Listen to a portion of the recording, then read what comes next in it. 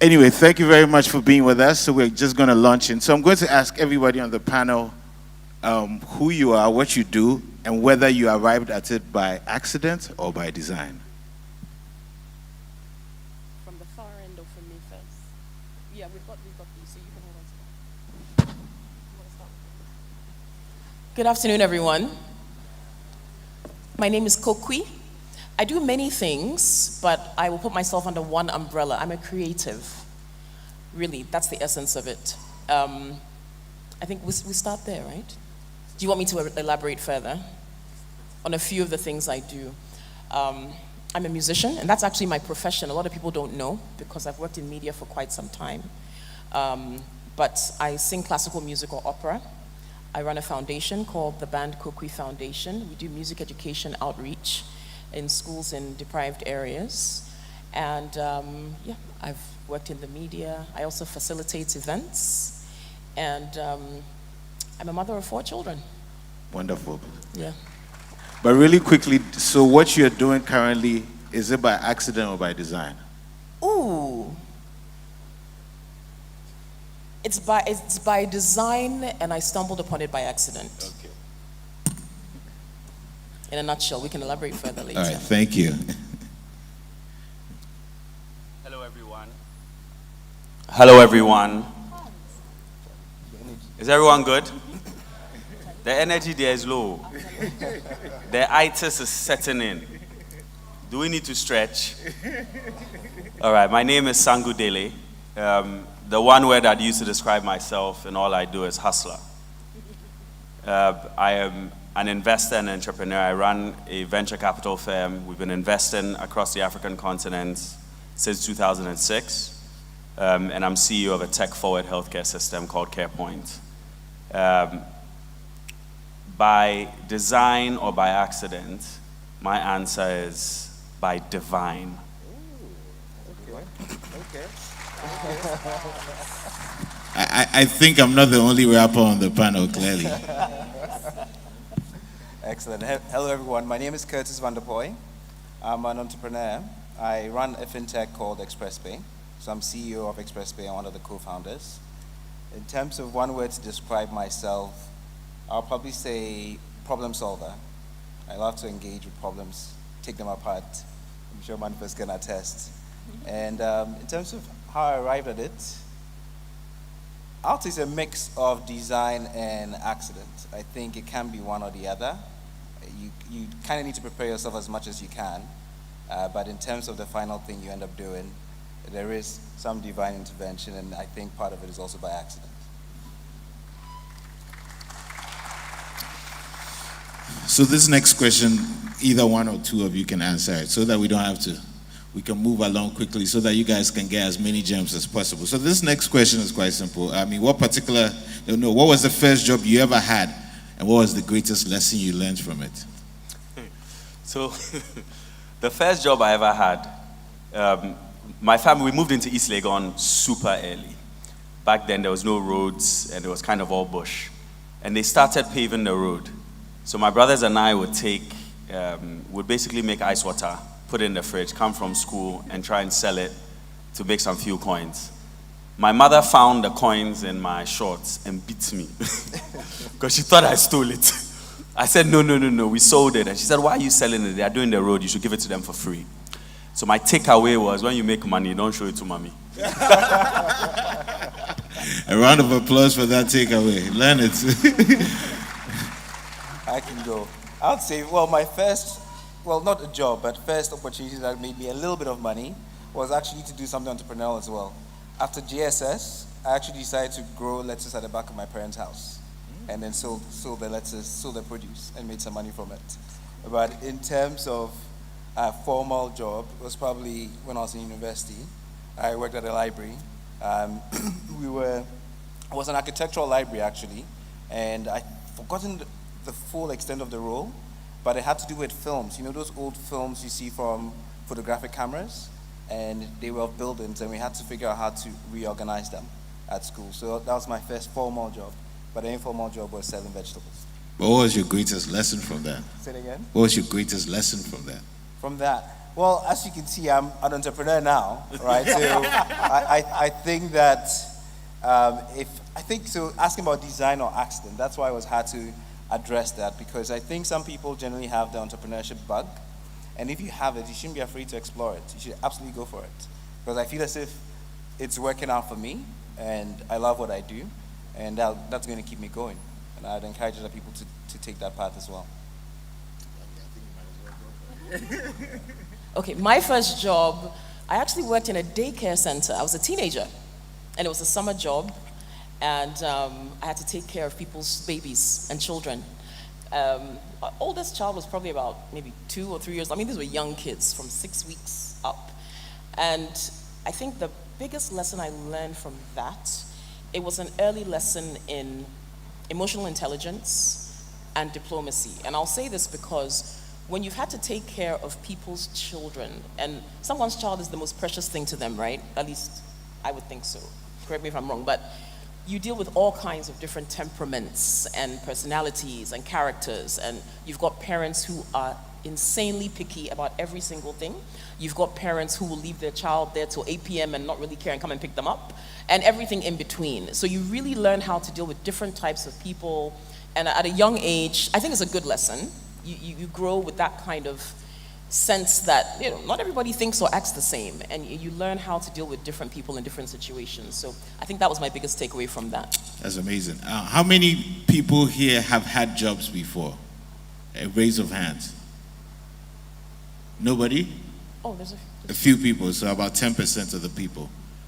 How many of you feel like you can't get jobs, that's why you haven't had it? Okay. So part of that response is in response to the wonderful panelists talking about how early that they engage in entrepreneurship. So I guess a quick follow-up with that before I go on to the next question was, how did you develop that audacity instead of fear to really at an early age try something that, you know, either your mother thinks is ridiculous or your schoolmates think is not an office job or is something cool or is not pushing paper or something that is seen as glamorous? How did you, what fueled that sort of intentionality or passion or ambition to be able to just take this on at an early age? I mean, have you reflected on that? I actually have, and I'll say there are two things for me. So the first requires a little bit of quick historical context in that. So I come from Nandom in the Upper West region. And what most people don't realize is when the British colonized Ghana, all of Ghana wasn't a colony. The South was a colony, the North was a territory, right? So British policy was such that people from the North could not go to school. And then later, when they revised the policy, you could only go to school up to grade 6. So much so that in 1919, there were about 294 schools in the South that educated almost 30,000 pupils. There were only 4 schools in the North with 211 students. So whereas as far back as the 15th and 16th centuries, you literally had people from Fantaland with PhDs from Europe. The first person from the northern sector with a college degree was 1963, right? So given that history, I knew that history and I knew that I had a responsibility to do it different. And that's also why I have 5 degrees, right? I don't need, like... Wait, how many degrees did he say again? 5. I don't need 5 any, degrees. honestly, I don't need any of, my first degree is enough for what I do. But the reason I did it was to honor all my ancestors who just could not even have the opportunity to go to school, right? The second thing that inspired me, and it's going to be very weird, but it was music. So I'm a big Jay-Z fan. Big Jay-Z fan. And I remember listening where he says, you know, put me anywhere on God's green earth, I'll triple my worth, right? Mama ain't raised no fool. So I used to listen to his music, and it inspired me. I used to say that the same way he didn't sign to any record label, and he had his own, me too, I'm going to do my own thing. And even art. It was because of music that I got into art. Because at first I thought art was a Obroni thing. Africans, we don't do that. Black people, we don't do that. And then listening to him talking about Warhols and Basquiat's and all of that, now I'm like, Charlie, the day I get a basket in my house, I know I've made it. No, that's brilliant. A round of applause for rap music inspiring entrepreneurs. It actually is going to give me, so I think Curtis and Kokui, I'm going to ask you different questions because initially when we presented the topic, unfortunately, Ebu said it was too long. But the impetus was that lessons from entrepreneurial creatives and creative entrepreneurs. So, in that sense, how important is it to be creative as an entrepreneur and to be entrepreneurial as a creative? So I assume entrepreneurial as a creative will be Kokui, right? No, so in terms of creativity, with any problem you take on, you have to be creative in how you solve it, right? I don't know how many of you use Express Pay, but we were all abroad, and it was so easy to transact. We'll come home and it was such a hassle. And yet people had money, the money started in their bank accounts. They wanted to pay for various things, but they always had to walk somewhere, go take out cash. And we said, why not pull all the pieces together? And the creativity is not creativity in the traditional sense, but even in terms of the design of the app, right? You want something that looks good. So you need someone with a good eye. In terms of user experience, you hear a lot of people rave about the experience on the Express Pay app. And that is not by accident. It's actually thinking critically about what the journey is like for someone who is using the service, right? And trying to make sure that the process is as simple as possible for all the users on the platform. The other part, which I may not sort of attribute to creativity, is actually listening to our users. So people wonder how we came up with a lot of stuff. It's not because we are that brilliant at everything, but it's actually listening to our users, right? Listening to what they need, what they want to see, what problems they want us to solve next, right? So they come to us and say, hey, it's great that I can buy airtime. And in fact, this is an interesting one. For money transfer, before people could transfer money on the app, you could pay for bills and so on. But our users were telling us they wanted to send money. They wanted to pay people. And that's why we went after it. And so the other part is to continue to remain relevant. You can't be static, right? So you need to continue to create. You need to continue to add, look at what else can you solve? What else are people looking to be able to do from your service? And you need to continue to create those solutions for people. So that's how I address it from a creativity in technology perspective. Well, if you're not entrepreneurial as a creative, you'll starve. So I guess that's enough motivation. But just piggybacking off what Curtis has already talked about, when it comes to being creative as an entrepreneur, I think creative thought, creative thinking, it's actually one of the top skills that's going to be sought after in the world of work for the foreseeable future, right? Creative thinking and analytical thinking. We know this research has been done about this. The World Economic Forum has said this, and it should kind of go without saying, but I think we lack a certain depth of creative education here in our part of the world, and it affects the way we think as adults. That kind of thinking has to be inculcated at a very young age so that it becomes kind of innate and natural and organic. So when it comes to being a creative, being entrepreneurial it should be part and parcel of what we do. The problem is that oftentimes, you've got maybe raw talent or even talent that has been honed, and you spend so much time trying to, quote unquote, perfect that. And as a creative, really, perfection is so subjective that, somebody could listen to Nowhere Cool and think it's the most amazing piece of work that has come out of your studio. Someone else could listen to it and say, well, I don't see what the big deal is about M.anifest. The person's probably crazy, but that's fine, it's their opinion. But, you've got so many millions and trillions of people to please with your art that all you can really do is create to the best of your ability and hope that enough people like it, that they'll support it. Whereas with other professions, it's pretty much more cut and dry. You provide a service or a product, somebody pays for it, it's transactional. With creatives, you've got to do a lot more to get something substantial from your art. And then you may become the biggest thing in town, and everybody loves and knows you, and they patronize you consistently. So you've got to continuously find ways to engage people, to introduce your art to people, to come up with new things that will speak to people and touch them and encourage them to want to hear more, see more, or touch more of what you do. So I think, I mean, our educational system, that's a whole different discussion we can have.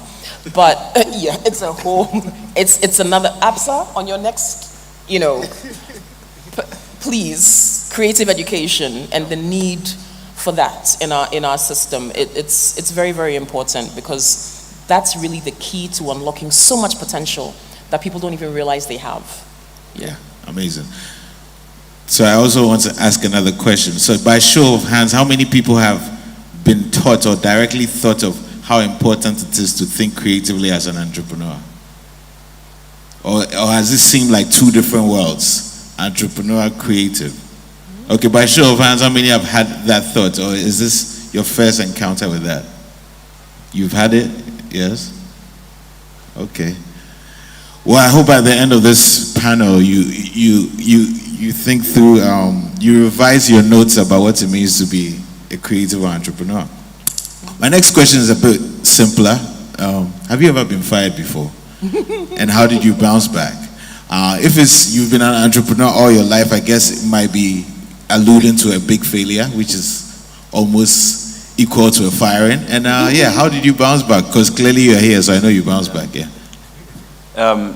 So I've not been fired before, because I didn't fire myself. But I did have my first major failure, and I think it's important to spend a bit of time talking about it, because it delves into a very important topic of mental health. So my entire life there's some people actually here that I saw who've known me from kindergarten. I was always top of my class, first, 100%, all that stuff. So I was used to success. I've never failed a class. I didn't even chop second before. So I was just used to everything just working out. And then started a business 2006 when I was in college. Everything kept going well. I was getting all the awards, all of that. Then we decided to do this massive real estate signature project in Ghana. It was going to be this big. It was going to be a $12 million project. I came up with the most creative structuring around it, where I was able to get the owner of the land to give me the land for a piece of equity in the project. I raised, the land was valued at $2 million, the balance of $10 million. I raised $5 million from equity investors. The other $5 million I raised from debt investors in Japan, because Japan back then, their interest rates were negative. So if you give them something small, they were excited. I mean, the project, I had off-takers. So it was virtually risk-free. People who said, look, once it's done, they want to buy all the houses. I calculated it, $4 million our company would make in profit. Listen, my work was different. I was working knowing that, Charlie, look, M.anifest, dinner is on me. What do you mean? Curtis, come. It's on me. Drinks for the whole club, on me.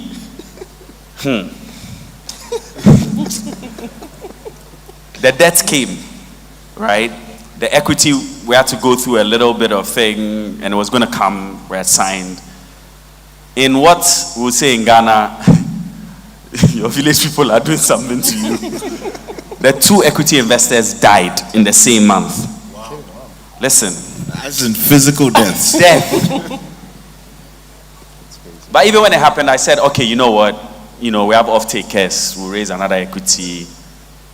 And what I realized was it's easy to raise equity before debt. To raise equity after debt, it's a different conversation.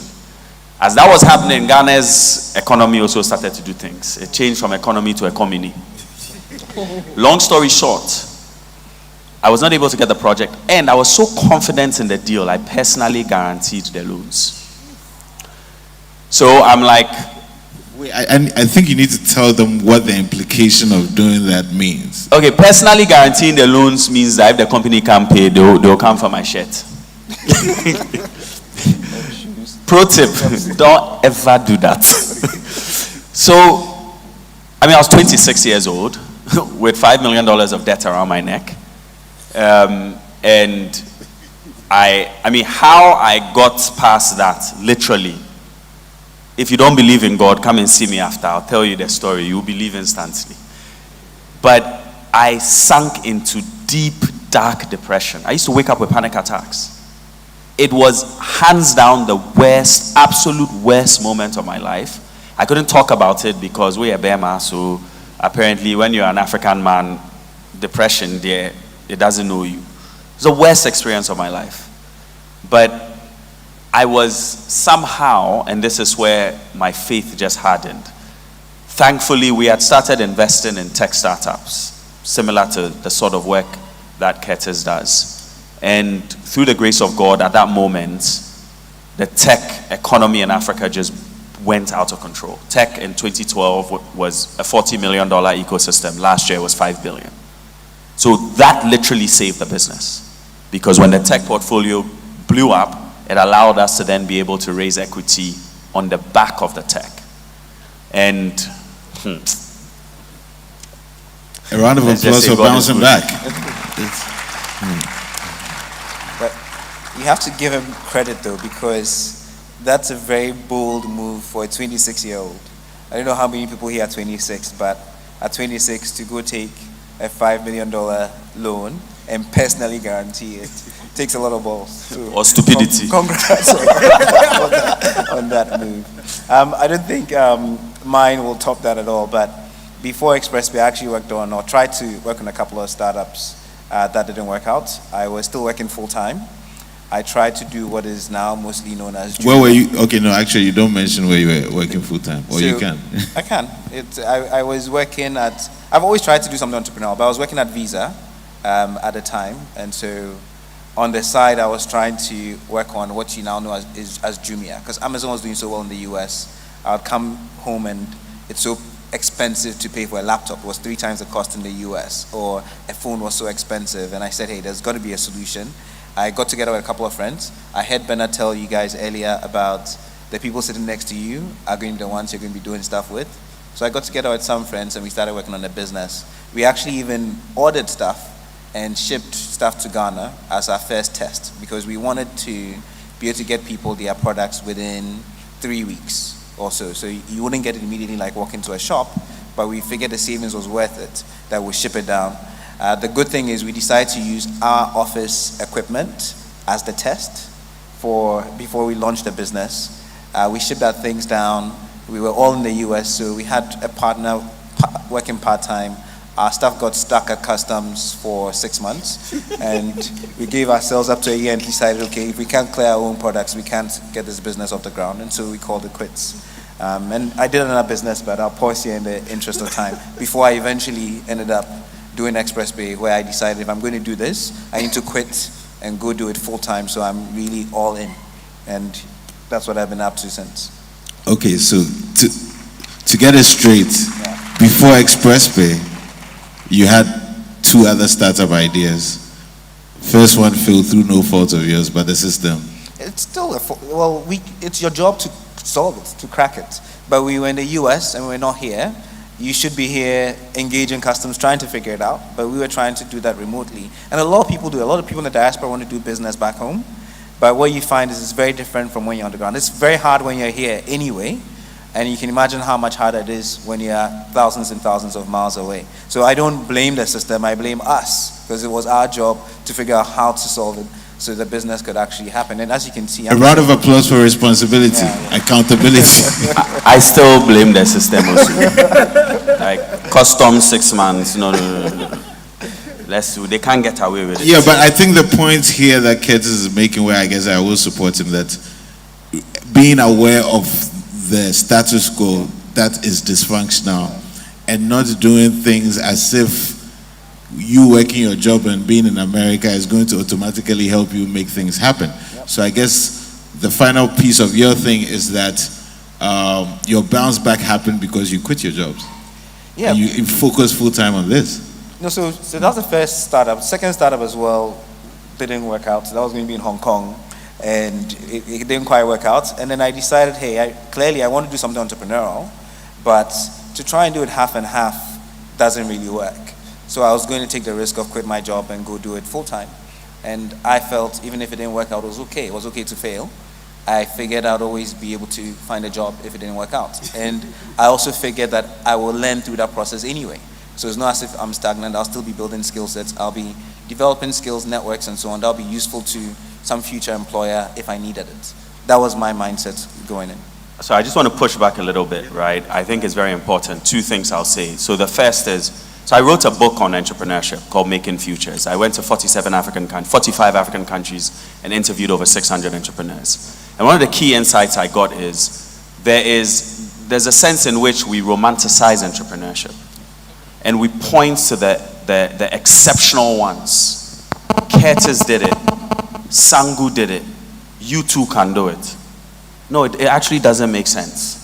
Like, the normalization of being able to succeed amidst the dysfunction does not make sense. The stress, the mental health toll, we actually need to make sure that it should not be this difficult. And it's not rocket science. So in the same way that we're striving to make it amidst our circumstances, we also need to be striving just as equally to make sure that the circumstances are not so limiting. We're not asking for the most, we're asking for the basics. And I think we deserve the basics. The second thing that I think is important to say is to acknowledge our privilege, right?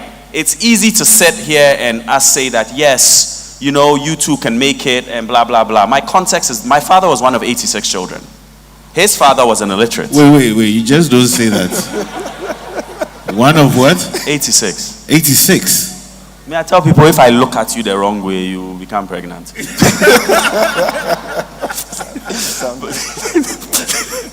No, but my father's father was an illiterate, right? That's not the context I grew up in. My father's a doctor.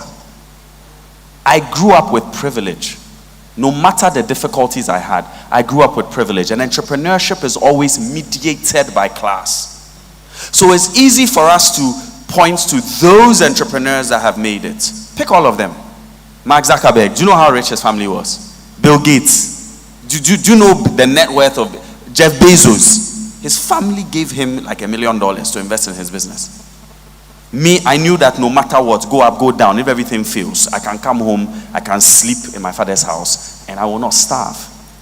And that fallback is a fallback not everybody has. So I think we also need to approach this with an acknowledgement of our privilege and with a clear sense that the fallback, the security, the safety that some of us enjoy, quite frankly, is not available to the vast majority. That's why I get very peeved every time government is like, oh, entrepreneurship, just go, there are opportunities. Opportunities where? Sangu, I would say that even in the most advanced countries, right?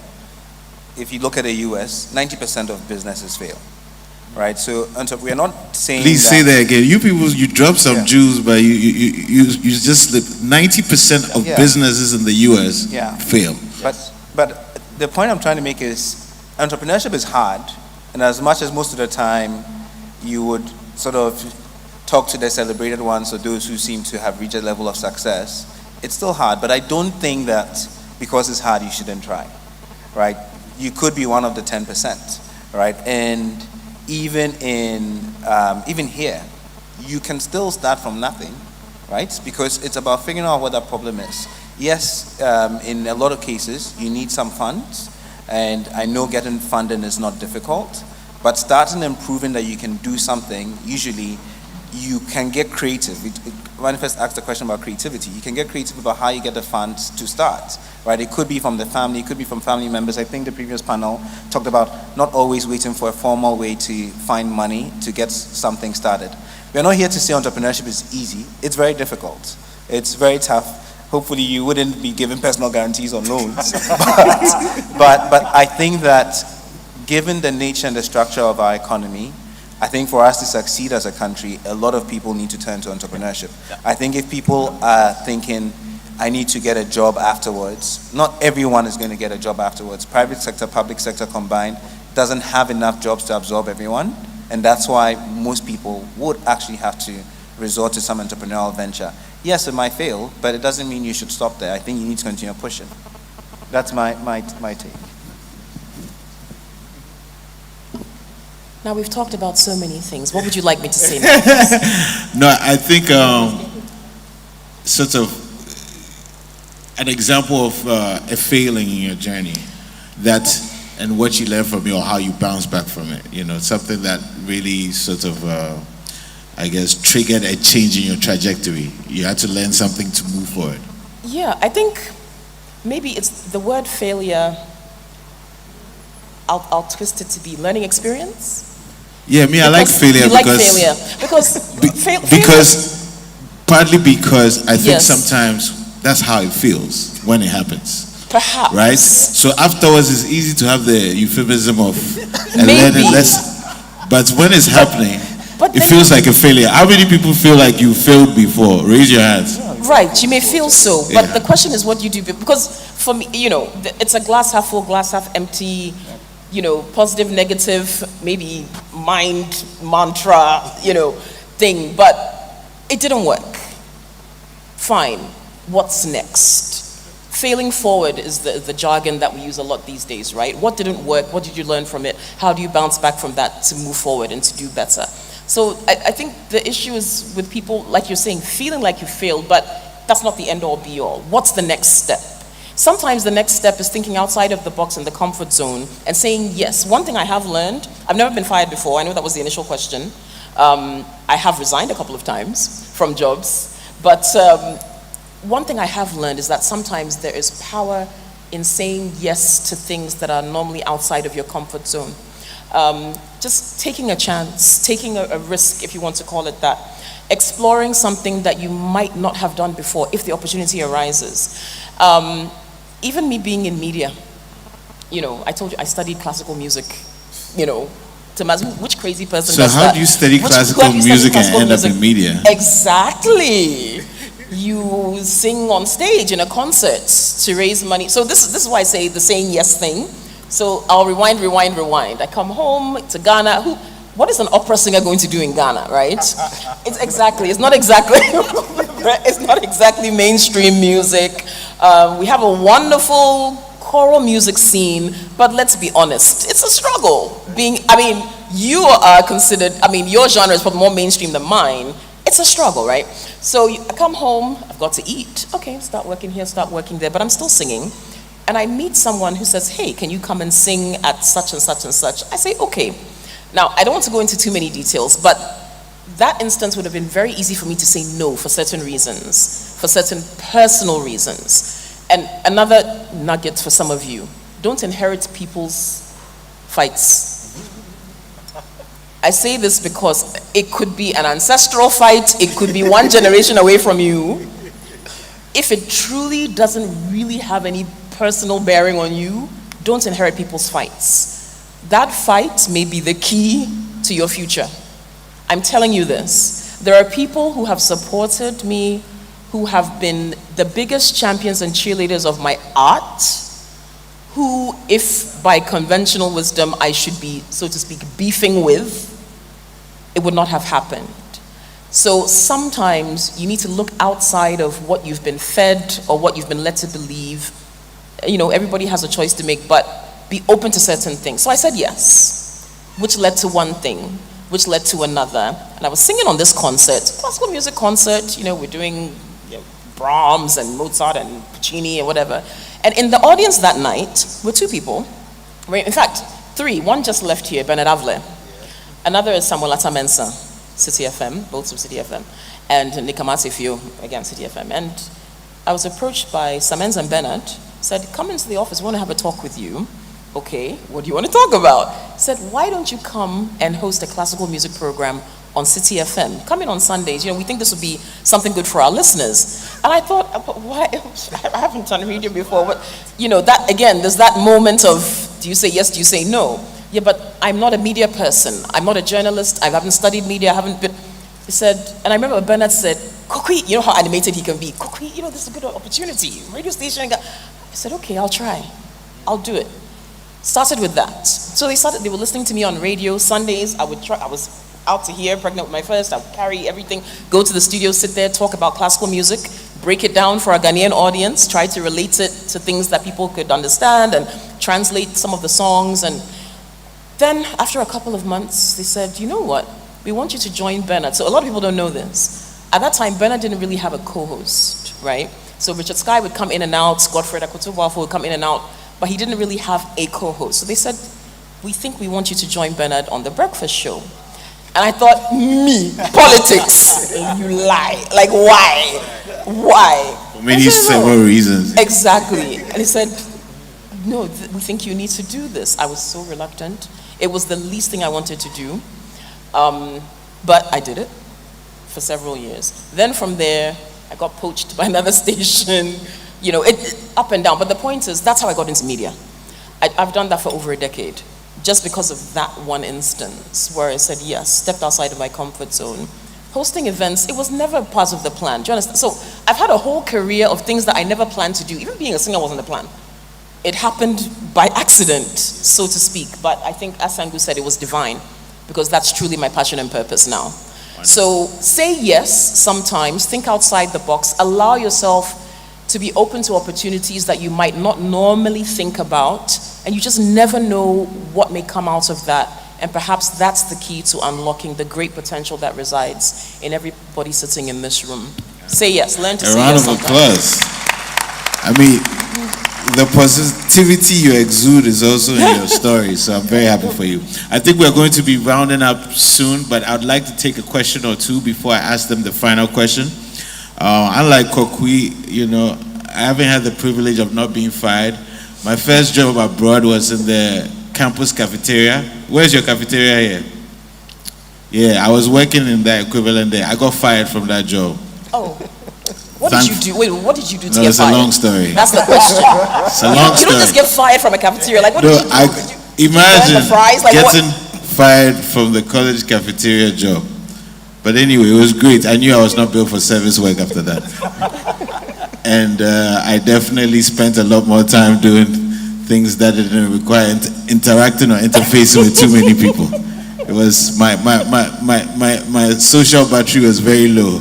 Oh. So that's what I learned from my first and only firing. So take two quick questions. Please don't ask what do you call it? Winding questions that are like 2 or 3 parters. Just two quick questions, and then I'll ask them the final question, and then we can move on with the program. Anybody have any questions for the panelists? Where? Come to the front. Come to where did you see somebody? Where? Can you come to the front?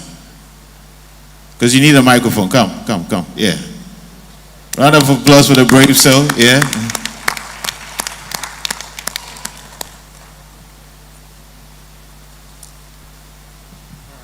Thank you. My question is, why you call M.anifest? What's his name? What? My name is Benjamin. Of all names, why did you choose M.anifest?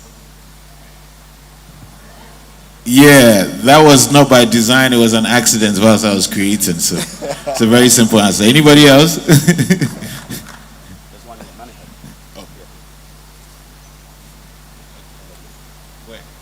Can you just walk to the front? I mean, you need to even shake some of your leg. You know, you have been sitting up for so long.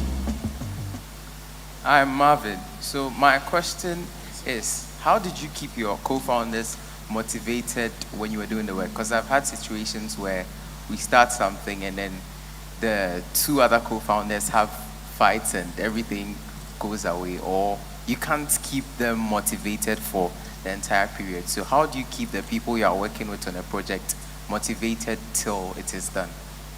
Okay, I think I'll take that. So first is, as co-founders, you are all founders, right? So the business belongs to all of you. So technically you should be motivating each other to try and keep the business going. To be honest, fighting is normal. I mean, people would always fight. Business partners will always have some disagreements. And it's about how you resolve those disagreements, right? You need to have a healthy structure for figuring out how to resolve disagreements as your business grows. At different stages of your business, you have all sorts of challenges that you need to work through.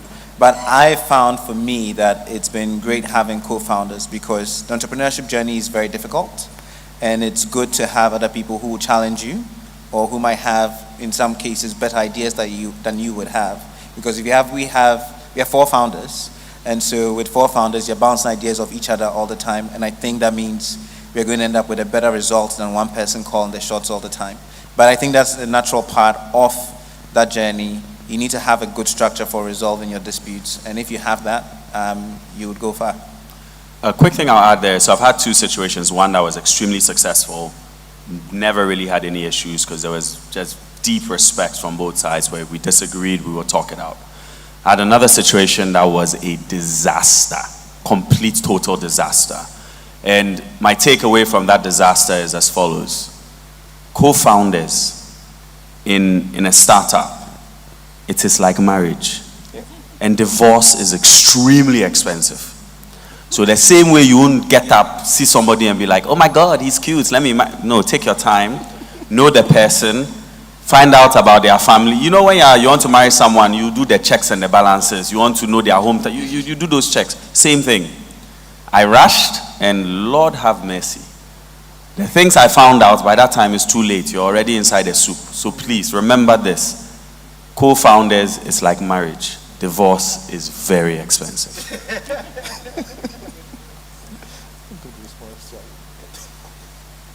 Yeah, okay. We can take one more and then I'll ask them a final question. How's everybody feeling out there? Are you feeling good? Are you getting some jewels and gems from this? Yeah, just walk forward. Yeah, okay, there you go. Hold up. The women here, what's going on?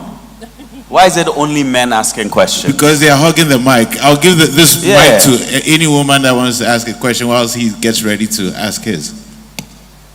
Okay, so Mr. Bernard talked of the fact that we should have requisite skills about what we want to do. And I wanted to ask that if I want to be an entrepreneur and I don't have the passion for it, should I still go for it? No. Absolutely not. But why would you want to be an entrepreneur if you don't have the passion for it? I'm just curious. It's not a judgmental question at all. Because I have much knowledge about it. You have much knowledge, but not the passion. But, well, the passion is what really drives you to get up every morning and pursue it, right? So if you've got the knowledge and not the passion, can you impart that knowledge to other people who have the passion? Can you nurture other entrepreneurs? I think it's an actual question. Do you think she might be giving you a business plan actually? Okay. So, You see? do you think you know enough or are curious enough about entrepreneurship that maybe another path might be like So teaching? I can teach someone else, but me personally, I don't see it as something that I should hold in high esteem. Oh, you don't think teaching someone should be held in high? Not necessarily that, but me entering into it as a business for me. Oh, I know what you're talking about. It's like, why are you not a doctor, lawyer, engineer, that kind of trap, right? Where if you say you're an entrepreneur, it kind of has, you don't see that it's valued the same way, right? So I think that's different from passion, right? If you do have a passion for it, you should pursue your passion. Look, I'll tell you, when I went to college, I went pre-med. I was going to be a doctor. I remember I had an uncle who told me that any sensible African has 4 options: doctor, engineer, lawyer, and fool. And when I decided, my first degree at Harvard was in economics and African studies, and that same uncle became so angry. You went to Harvard, you left Africa, went to Harvard to go and study Africa, and then went Jimmy. But at the end of the day, you have to do what you're passionate about. And I love what I do. I wake up in the morning and I'm excited, right? And it is, Curtis said it, entrepreneurship. It's like you wake up every day, they're slapping you, and you still wake up the next day for slaps. The problems are chow. So if you are not, I'll say it's probably one of those professions that if your passion is not at the highest level, you can't. You have to be truly passionate about it. Now, what I'll tell you is that it does not matter. It truly does not matter what people say.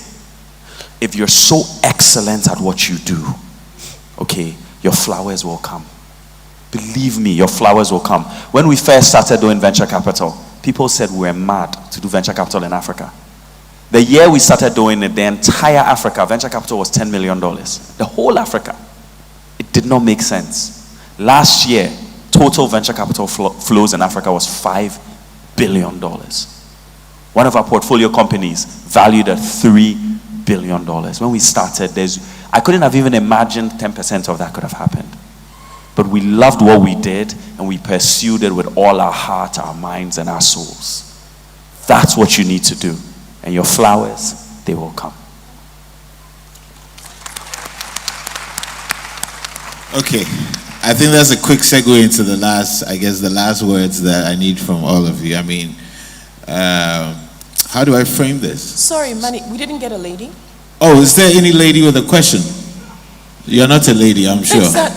No ladies, please. Yes, can you hand it to a lady, please? Yeah, that would have been egregious. A round of applause to the Gender Balancing Act. That is a consistent problem in Ghana. Oh, say it again. Yes. Ladies. My question is, people are usually advising us to start our own businesses, to generate our own income and money. But then the idea is it's nice to you, but thinking of the risks and everything involved in it, it's kind of scary. So what should I do from there if I actually want to generate my own income, money from the business I may set up or want to set up? You should face the fear. You should. I did my doctoral work on female technology entrepreneurs in Ghana. And one of the insights I got is, one, Ghana has one of the highest rates of female entrepreneurship in the world. There are more women creating businesses that are entrepreneurs in Ghana than men as a rate of population. Two, and this happens all the time, women consistently a woman who is 10 over 10, if you tell her to rank herself, will tell you she's 6 over 10. A man who is 3 over 10, chairman will say 10 over 10 is 12. And it happens all the time. I say it over and over again that some of the best entrepreneurs I have ever seen, my best across the board, are all women. And they don't even ask for the credit. The man who do 2%, chairman wants all the credit. So I think what's really important, really, really important, it's important for you to believe in yourself. Because trust me, you can do it. It's something I do. I have a 19-month-old daughter going on 10 years by her attitude. And it's something I do with her all the time. It's to let her really believe that nothing is impossible. That she can do it. Because you can. And be inspired by your history. Always remember Ya Santewa. When the men were sitting at home acting like cowards, she got up and she inspired a nation to rise up and fight. There's a Ya Santewa inside you. Let her come out. Thank you. Okay, so we have a question online from Lance Universe. We've been looking at entrepreneurship. I would like to ask how efficient or prudent an individual try and develop him or herself in a career path. That's more of entrepreneurship. This one is kind of over my head, so whoever understands it. I understand the internal part of the... Can you put it back up, please? We've been looking at entrepreneurship. I would like to ask how efficient or prudent for an individual to try and develop him or his or herself in a career path. That's more of entrepreneurship. Okay, I now understand it. Now that I see the words, the text. The words. You're a Okay. lyricist. So, Kokui, Curtis, any thoughts? Prudent is for a person to... Yeah, we don't fully understand the question because of a few things, but I think it's sort of hinting. One part of it might be hinting at the idea of sort of still having a career path, like sort of, you were a tech person that became an entrepreneur. So last, like you said, you could get a job. So I think maybe that's what this question is hinting at, sort of a buffer, so that if you're an entrepreneur as a doctor, at least you know that owning your private practice is owning, but you're a doctor last. I think that's what they might be saying. So you've got a profession, Yeah. and perhaps you're an entrepreneur as well, or you have got a profession and you're interested in being an entrepreneur, Yeah. or vice versa. And I think, so Sort of. Sort of. We don't know, but I mean, everybody can process it differently or move on. But I guess that there are principles either way, right? That fits in both paths. So if you're upskilling here, you're upskilling there. If you're taking courses to make yourself, I don't know,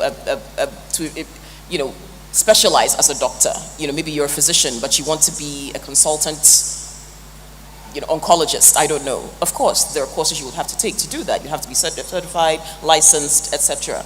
If you want to build a business that supplies maybe products for people who are suffering from cancer, so maybe hand in hand. You're a doctor who specializes in that field, but you want to have a business that has medical supplies for cancer patients or whatever. So, you would still have to research that field, know the latest products that are developed there, how they're administered, what works for one particular type of cancer versus the other. So I think skills development, upskilling, constant research and education works whether you're in a specified profession or whether you're running a business. The underlying factor is to keep learning, to keep improving yourself, no matter what you do. So that you can go from being a singer to a co-host of the You can go breakfast from show. being a singer to a you've got to read a lot. You've got to still take voice lessons. People think once you sing, that's it. No, I have a voice teacher. My voice teacher has a voice teacher. It's continued self-improvement that works no matter which path you take. And it's fine to be an entrepreneur in your job and to be a professional who works as though you're running a business in your space within that company or whatever you're working for. If you're an entrepreneur, you've got to treat your business as if you're working for someone and you're an entrepreneur, then you understand, if you were a professional, what it means to be a worker at a job and what it means to run a business and to manage workers. So there's a symbiotic relationship that should be between the two. So I think, again, maybe I'm rambling and repeating myself, No, but the point is, keep learning, keep improving yourself, whichever path it is, entrepreneurship or working for somebody else. A round of applause for that. We're about to round up with one word from our panelists, but I think just adding to what Kokui said, because I guess she and I are really the creative half of this panel and the entrepreneur part, is that I do believe that it's important you realize that regardless of what path you choose, being very vast in how you consume knowledge is so important. I have a degree in economics, and I'm out here rippity rapping, but it also means I'm in many different spaces in which I can do cross-disciplinary work with many different people, with the Curtis, with the Sangu, with the Kokui. I think on this panel, at least I've worked with two of them, but incoming. And I think that's very important when you look at the trajectories of many different people, including some of those on this panel. It is not what necessarily somebody went to school for that day or whatever, but it shows how being vast is important. You have to be vast, and you have to, and it's a dynamic thing, it's an ever ongoing thing. Anyway, so your last word, I think it would be great if you tell them what you would tell them if you were at this stage, in this current context. What would be the one piece of lesson or advice that you tell them? And if after that, and if you could summarize it with one word too, I think it would be brilliant. And so whoever is boldest should go first. I can start. So for those who are looking to do something entrepreneurial, I think that the one thing I would have told myself if I was sitting in your shoes back then is that as you think of that entrepreneurial idea, think as big as you can. Don't think about Ghana only. So we started thinking about Ghana. We've been here for 11, 12 years or so. And we're now thinking about the continent broadly, but it shouldn't end at the continent. So whatever business idea you're trying to go after, think globally. There's no reason to think it should just be Ghana only. Think about a business that would be applicable across the globe. And there's so many resources you can get access to as well these days in terms of as you try and learn about different markets and so on. That's the one thing I would say to just right from the get-go. Think of a business that will scale as massively and as quickly as you can. And then it's not quite one word, but it's to keep learning. So I'm sure you've seen from the panel, we're all doing very different things from what we were trained to do. I'm a trained mechanical engineer. I'm now running a tech company in Ghana. Sangu was talking about doing economics and African studies, and is running a fund here and is an entrepreneur himself as well, right? He's a VC investor and an entrepreneur. Kokui, classical music, she's doing all sorts of interesting things. Economics, and Ghana's biggest rapper, right? So keep learning. I think there's no limit to what you can do as long as you keep learning and can apply yourself.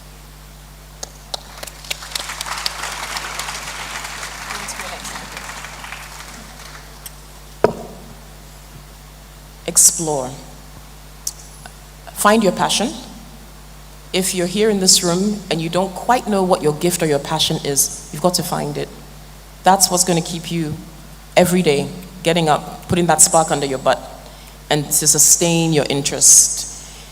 I recently read somewhere someone saying that when you discover your gift, that's passion, and then when you discover what your gift is used for, that's purpose. So you need your passion in order to fulfill your purpose here on this earth, right?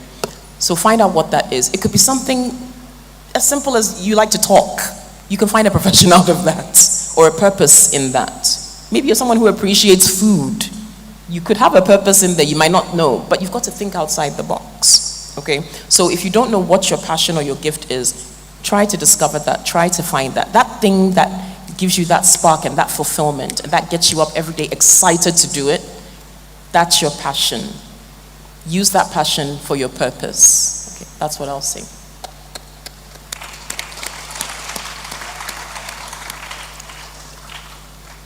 Three very quick takeaways for me. One is execution. Ideas are a dime a dozen. I always said, I can post all my ideas online for free. I'm not worried.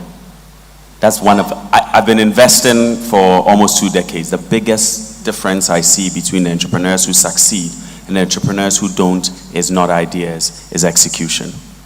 The second thing, who here has watched Scarface? There's a line in Scarface that says, all I have in this world is my word, and I don't break them for nobody. Your reputation is your greatest currency. Your reputation is your greatest currency. Do not ever, ever, ever, ever sell short your reputation.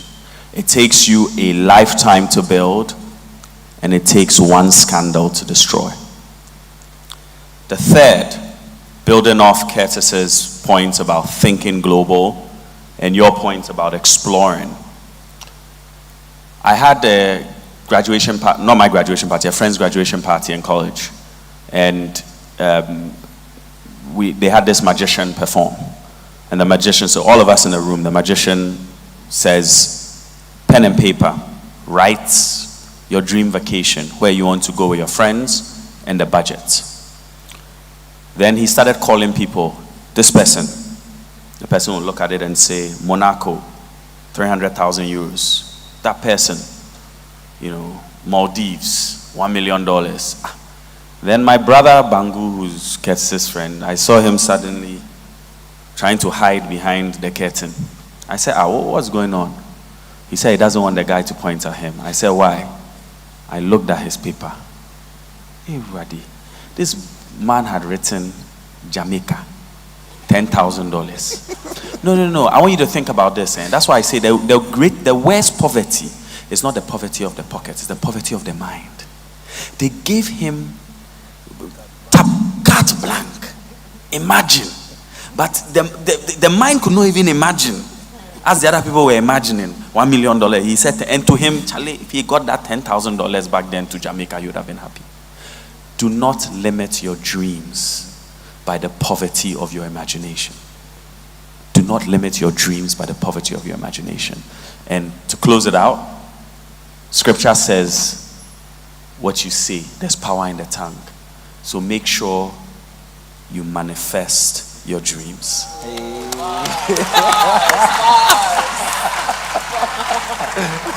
I am giving up my day job. MC Sangu. A round of applause for the panelists again. I have nothing to add, but in the famous words of another philosopher from Ghana, very famous, I don't talk much, I just show action. So thank you very much.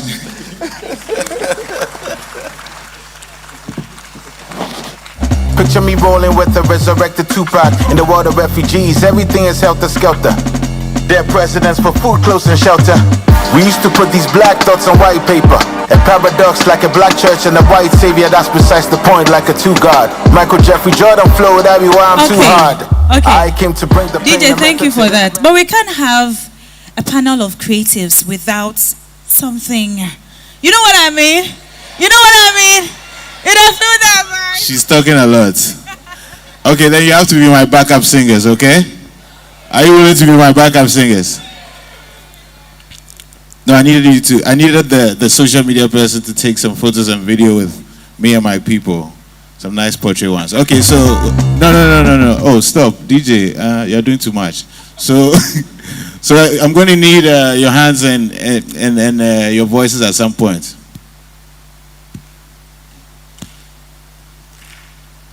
It's not loud. I can't hear beats.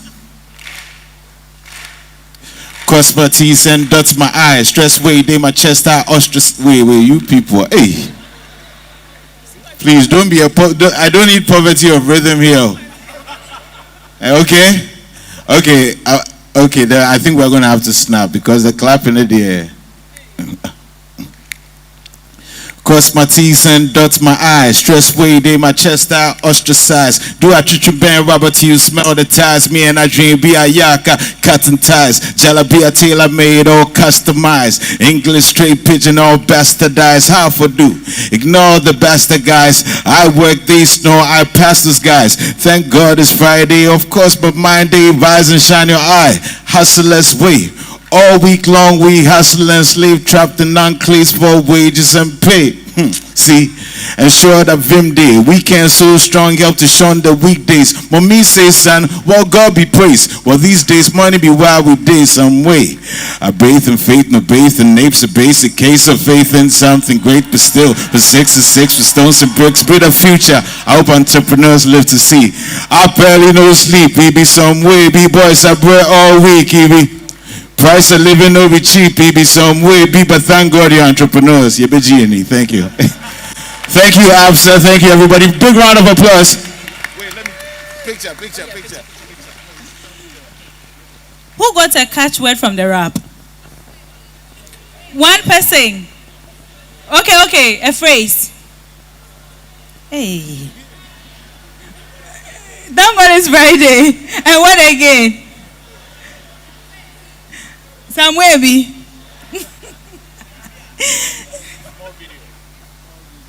Thank you very much. Thank you very much, M.anifest. Kokui, serenade us. Why? Somebody said why what? No. She said I should sing, and I mean, it's sing what?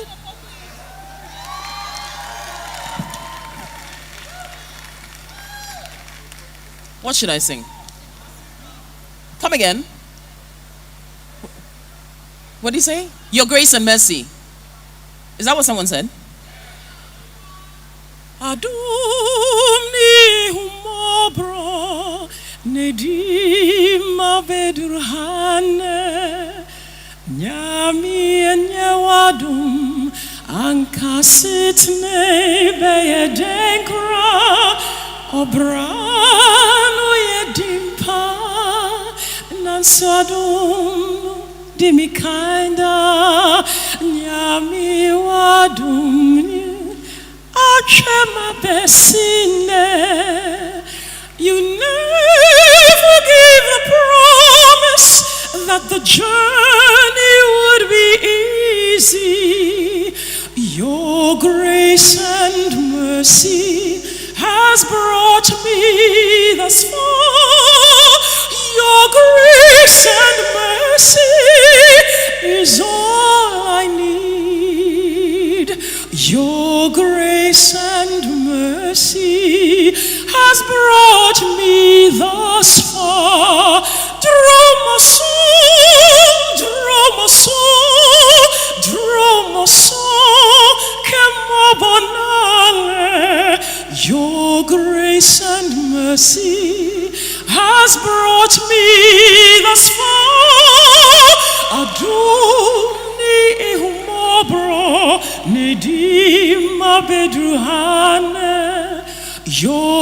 grace and mercy, your grace and mercy, your grace and mercy has brought me this far.